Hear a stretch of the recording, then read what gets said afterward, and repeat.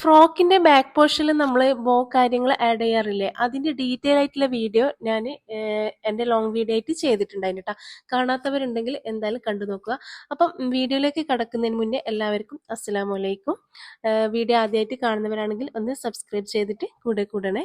Okay, അപ്പം നമ്മൾ ഈ ഒരു ബോ സ്റ്റിച്ച് ചെയ്യുന്നത് നമ്മൾ കസ്റ്റമറുടെ റിക്വസ്റ്റ് പ്രകാരം നമ്മൾ ഒരു ബോവും ഹെഡ് ബെൻഡാണ് അവർ മെയിനായിട്ട് പറഞ്ഞിട്ടുണ്ടായത് ബാക്ക് പോർഷനിൽ ചെയ്യാൻ വേണ്ടിക്ക്. അത് നമ്മൾ ബോവും കാര്യങ്ങളെല്ലാം ആദ്യം സെറ്റ് ആക്കിയിട്ടുണ്ടായിന്. അതിൻ്റെ സെൻട്രൽ പോർഷനിൽ വെക്കേണ്ട ആ ഒരു ക്ലോത്ത് നമ്മൾ ഇതുപോലെ തിരിച്ചിട്ടതിന് ശേഷം നമ്മൾ ഈ ഒരു ബോ സ്ക്വയർ പീസിൽ ഇതേപോലെ ഒന്ന് സ്റ്റിച്ച് ചെയ്തിട്ട് നമ്മൾ അയൺ ചെയ്തിട്ട് മാറ്റിയിട്ടുണ്ടായിന് കേട്ടോ. അതിൻ്റെ സെൻട്രൽ ഭാഗത്ത് നമ്മൾ ഒരു എന്താ പറയുക നമ്മൾ റബ്ബർ ബാൻഡ് ഇല്ലേ, അതാണെങ്കിൽ അല്ലാന്നുണ്ടെങ്കിൽ ഒരു നൂല് കൊണ്ട് ചുറ്റി കൊടുക്കാൻ മതി. അല്ലെങ്കിൽ സൂചി നൂലെല്ലാം കൊണ്ടുപോയിട്ട് അത് എന്താ പറയുക കുറച്ച് ടൈമെല്ലാം അതിന് കളയേണ്ട ആവശ്യമൊന്നുമില്ല. അല്ലാന്നുണ്ടെങ്കിൽ ചെറിയൊരു പീസ് ക്ലോത്ത് വെച്ചിട്ട് ഇതേപോലെ കട്ട് ചെയ്ത് കൊടുത്താൽ മതി കേട്ടോ. സൗണ്ട് ശരിയായിട്ടില്ല കേട്ടോ, അത് ഇടയ്ക്കിടയ്ക്ക് സൗണ്ടിൻ്റെ ഒരു മാറ്റം വരുന്നത്. ഓക്കെ, അപ്പം അതിൻ്റെ സെൻറ്റർ ഭാഗത്ത് ഇതേപോലെ ഒരു ടൈ ആഡ് ചെയ്യാൻ പറഞ്ഞിട്ടുണ്ട്. അതിന് ഫ്രോക്കിൻ്റെ ലെങ്ത്തിൻ്റെ അത്ര വരെ ചെയ്യാനാണ് കസ്റ്റമർ പറഞ്ഞിട്ടുണ്ടായിന്. അപ്പോൾ സെൻറ്റർ ഭാഗത്തിൽ ആ ഒരു ക്ലോത്ത് നമ്മൾ ഇത് രണ്ടും കൂടിയിട്ട് ഒരുമിച്ചിട്ട് ഇതുപോലെ പിടിച്ചിട്ട് അതൊന്ന് സ്റ്റിച്ച് ചെയ്തിട്ട് മാറ്റും.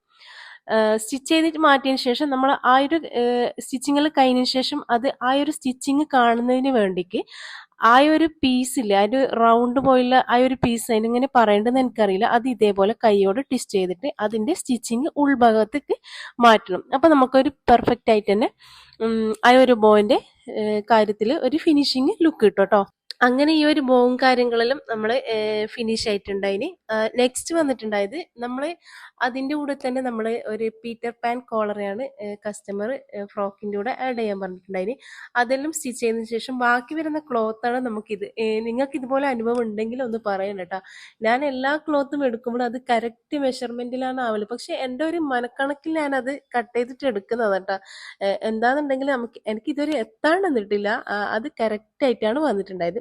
അപ്പം നെക്സ്റ്റ് വന്നിട്ടുണ്ടായത് നമ്മൾ സിമ്പിളായിട്ട് ഡോറി എങ്ങനെ സ്റ്റിച്ച് ചെയ്യാന്നുള്ള ഒരു വീഡിയോ ആണ്.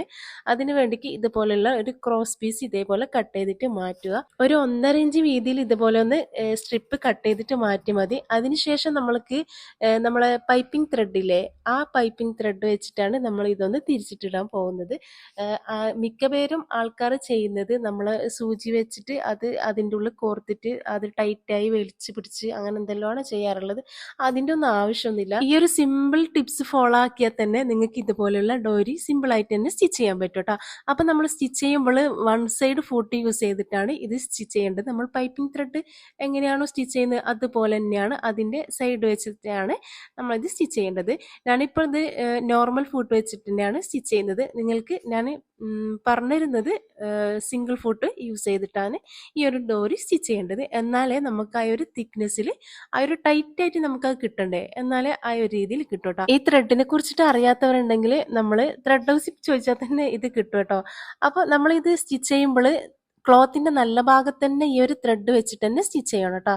കാരണം നമ്മൾ അത് തിരിച്ചിടുമ്പോൾ ക്ലോത്ത് നല്ല ഭാഗത്തായിട്ട് തന്നെ കറക്റ്റ് ആയിട്ട് കിട്ടും. അത് എന്തായാലും സൂക്ഷിച്ചിട്ട് സ്റ്റിച്ച് ചെയ്യണം. അങ്ങനെ നമ്മൾ ഇതെല്ലാം സ്റ്റിച്ച് ചെയ്തതിന് ശേഷം നമ്മൾ ബാക്കി വരുന്ന ഒരു ക്ലോത്ത് നമ്മൾ കറക്റ്റ് ആയിട്ട് ആ സ്റ്റിച്ചിങ്ങിന്റെ കറക്റ്റ് ആയിട്ട് ഒരിക്കലും കട്ട് ചെയ്യാൻ പാടില്ല കേട്ടോ. കുറച്ച് ക്ലോത്ത് അവിടെ വെക്കണം, എന്നാലേ നമുക്ക് ആ ഒരു ഡോറി നല്ല തിക്നെസ് ആയിട്ട് നമുക്ക് കിട്ടത്തുള്ളൂ കേട്ടോ. അതായത് നമുക്ക് ആ ഒരു ഡോറി ഉരുണ്ട ഷേപ്പിൽ കിട്ടണ്ടേ, അതിന് വേണ്ടിക്കാണ് കേട്ടോ. അപ്പം നമ്മൾ അതെല്ലാം ചെയ്തതിന് ശേഷം ഈ ഒരു പൈപ്പിംഗ് ജസ്റ്റ് ഒന്ന് വലിച്ചു കഴിഞ്ഞാൽ തന്നെ നമുക്ക് ഈ ഡോറി സെറ്റ് ആയിട്ട് കിട്ടും കേട്ടോ. ഞാനിപ്പോൾ കുറച്ച് വീതിയിലാണ് ചെയ്തിട്ടുണ്ടായത്, കാരണം എനിക്ക് ഹെയർ ബാൻഡിന് വേണ്ടിയിട്ടാണ് ഞാൻ ഇത് ചെയ്തിട്ടുണ്ടായത്. അപ്പോൾ നമ്മൾ ബിഗിനേഴ്സിനെല്ലാം വേണ്ടിക്ക് യൂസ്ഫുൾ ആയിട്ടുള്ള ഒരു വീഡിയോ ആവുമല്ലോ, അത് വേണ്ടിക്കാണ് ഞാനിത് ചെയ്തിട്ടുണ്ടായത് കേട്ടോ. അപ്പോൾ വീഡിയോ കണ്ടിട്ട് ഇഷ്ടപ്പെട്ടില്ലെങ്കിൽ എന്തായാലും സബ്സ്ക്രൈബ് ചെയ്ത് കൂടെ കൂടുക. ഇനിയും പുതിയ വീഡിയോ ആയിട്ട് വീണ്ടും വരാം. ഓക്കെ, അസ്സലാമു അലൈക്കും.